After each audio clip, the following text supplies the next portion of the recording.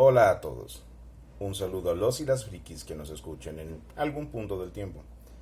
En otras ocasiones, o más bien dicho, en alguna otra emisión de Emerald Sword Role Players, el podcast, y también en un video corto, abordamos el tema de los dados para jugar al rol. Como ya lo hemos mencionado, casi todos los juegos de rol hacen uso de dados, y en su gran mayoría también dados poliédricos, es decir, dados que tienen pues distintas formas. Sin embargo, el día de hoy hablaremos únicamente de los dados para jugar a Dungeons and Dragons, que como se podrán dar cuenta, pues son variados y muy coloridos. Aquí tengo pues unos cuantos dados, esa es parte de la colección personal. Aquí por ejemplo tengo, aquí, este es parte del primer juego de dados que tuve. Bueno, o este es básicamente mi primer juego de dados. Alguien me los vendió. Y bueno, el resto es historia, los fui consiguiendo de poco a poco. Algunos son obsequios, otros los he comprado, pero los que se aprecian más, lógicamente, pues son los que me han regalado. Estos de aquí, que son los que me van a servir para esta pequeña demostración, me los obsequió mi esposa. Porque sí, mi esposa no juega rol, no es nada friki, pero me fomenta el vicio. Solo por eso la amo. Bueno, y por muchas razones más. Pero bueno, esto va a parecer un unboxing, pero en realidad es más como una muestra de cuáles son estos dados y cuál es su función dentro del juego de Dungeons and Dragons. Vamos a empezar por este pequeño dado que parece una pirámide. Este es el dado de 4 caras. ¿Ok? Tiene números hacia las esquinas o las puntas y estos números se repiten en cada cara. ¿Ok? Porque al caer, pues una de las puntas de la pirámide, por así llamarlo, va a quedar hacia arriba y ese será el número que nos señalará. En términos de juego, el dado de 4 se utiliza principalmente para marcar daños de ciertas armas, como el garrote, la daga y el dardo. Aunque algunos Dungeon Masters le damos, aparte de ese, otros usos. Personalmente utilizo los dados de 4 para generar cantidades de piezas de oro, plata, o tal vez algún otro elemento como parte del botín o de las cosas que se pueden encontrar en algún lugar. Dado de 4. Tenemos el dado de 6 caras, que es el más común, y a lo mejor se preguntarán, oye, pero los dados de 6 caras que yo conozco tienen puntitos y este tiene números. ¿Qué pasó aquí? ¿Hay un problema de lectura? No realmente. Simplemente es, quiero pensar, un detalle de practicidad, además de que queda mejor con todo el conjunto de los dados. Es totalmente válido si en vez de este tipo de dado, es decir, que tenga los números, tienes dados con puntos, bueno, perfectamente.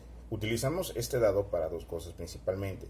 Con otros 3 o 4 dados de estos, puedes generar los números que definirán las características de tu personaje. Esto, claro, está en la fase de creación de personaje. Pero también nos sirve para marcar los daños de ciertas armas, como el bastón, la jabalina y la espada corta. Tenemos el dado de 8 caras. Esto es un rombo, como se podrán dar cuenta. Y esta forma bastante curiosa es bien interesante. Este dado de 8 caras dentro del juego se utilizará para marcar los daños de armas tales como el hacha de batalla, la espada larga y el martillo de guerra. Y ahí tenemos el dado de 8. Tenemos los dados de 10 caras. Así es, son 2. Originalmente era uno solo. Posteriormente decidieron que era mejor o de relativamente práctico incluir otro dado, y esto hace que sean un total de 7 dados dentro de cualquier cajita de dados para jugar. Aunque, si mal no recuerdo, la caja de inicio de la quinta edición de Dungeons and Dragons, incluye una bolsita con únicamente 6 dados. Pero ¿por qué dados de 10 caras? Principalmente, estos dados de 10 caras nos van a ayudar a marcar porcentajes. Tenemos un dado de unidades y de decenas. En este caso, nos van a ayudar precisamente a probabilidades de fallo de conjuros, o de que determinado efecto mágico o no mágico se dé, probabilidades para lograr hacer alguna otra cosa, y también nos sirven para marcar daños. En este caso, el daño de la alabarda, la pica y la ballesta pesada. Originalmente, insisto, era un solo dado y uno tenía que determinar qué tirada era la primera, la de las decenas o de las unidades. Entonces, pues básicamente eso es para lo que nos sirven estos dados.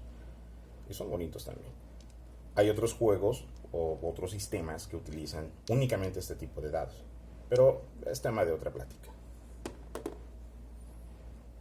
El dado de 12 caras, que como se podrán dar cuenta es un dodecaedro, una figura con 12 caras pentagonales. Es bastante curioso, bastante bonito, por así llamarlo, y también nos sirve para marcar daños de ciertas armas, más específicamente la lanza y la gran hacha. Si bien se pudiera pensar que es un dado un tanto infravalorado, no es el caso. Hay juegos de rol que utilizan únicamente dados de 12 caras. Y por en la internet se pueden encontrar distintas tablas de botín o de loot charts. Estas loot charts hacen uso de tiradas de dados de 12, es decir, tiras un dado de 12 en la tabla y el resultado pues es lo que obtendrías como parte de un loot o un parte de un botín.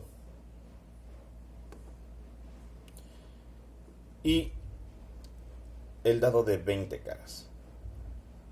Considero de manera muy personal que es uno de los dados más atractivos que hay, que de hecho es el dado que causa más curiosidad en los jugadores novatos o en las personas que empezamos en este hobby hace ya tiempo, puesto que bueno, es un icosaedro, son 20 caras triangulares y pues tiene lógicamente los números del 1 al 20.